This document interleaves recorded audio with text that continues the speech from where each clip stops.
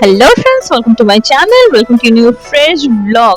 এই যে দেখতেই পাচ্ছ, রাইস ব্র্যান্ড অয়েল সামান্য দিয়ে দিয়েছি, তার মধ্যে কাঁচা লঙ্কা, red and yellow bell pepper, একটু স্লাইসড মাশরুম, বেবি কর্ন, এই নিয়ে সতে করে নিচ্ছি। বুনুর আবদারে রান্নাটা হচ্ছে, কি রান্না করছি জানতে গেলে কিন্তু শেষ অবধি থাকতে হবে ভিডিওটা।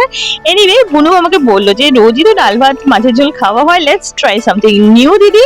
সো তার আবদার রাখবার জন্যই আজকে একটু অন্য কিছুই ট্রাই করছি। ট্রাই ঠিক করছি না, রেসিপিটা আমি করেই থাকি, তোমাদের সাথে শেয়ার করলাম আজকে প্রথম। খুব ভালো লাগে বন্ধুরা, মানে কোনো ঝামেলার ব্যাপার নেই, ভীষণ সহজ। যাই হোক, সটেড ভেজিটেবলস এর মধ্যে আমি কেয়ার পেরি পেরি মশলাটা দিয়ে নিচ্ছি।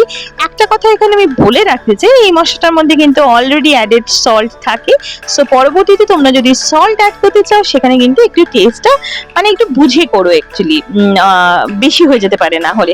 আমি এখানে টাটার হিমালয়ান পিঙ্ক সল্টটা ব্যবহার করছি, যেটাতে অলরেডি অ্যাডেড মিনারেলস থাকে, ভীষণ নিউট্রিশিয়াস একটা সল্ট, আয়োডিন থাকে, মিনারেলসও থাকে, তো তোমরা ব্যবহার করতে পারো। এই যে দেখতেই পেলে আমি এখানে নুডলস, হ্যাঁ বন্ধুরা, এটা কি বলতো, এটা রাইস নুডল, অথবা অনেকে তোমরা ভার্মিসেলি হিসেবেও চেনো। এটা কিন্তু ভীষণ সহজ টুক রান্না করার জন্য। এটাকে জাস্ট একটু হট ওয়াটারে 5 থেকে 10 মিনিট জাস্ট সোক করে রাখলেই এটা বয়েল হয়ে যায়।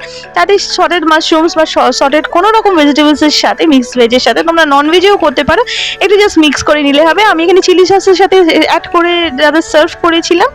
বুনুকে কিন্তু 100-এ 100 দিয়েছে, ভীষণ ভালো লেগেছে ওর। আমাদের তোমরাও অবশ্যই কিন্তু ট্রাই করো। চ্যানেলটা ভালো লাগলে লাইক, কমেন্ট, শেয়ার, সাবস্ক্রাইব করে দিও। আজকের মতো আসি, টাটা।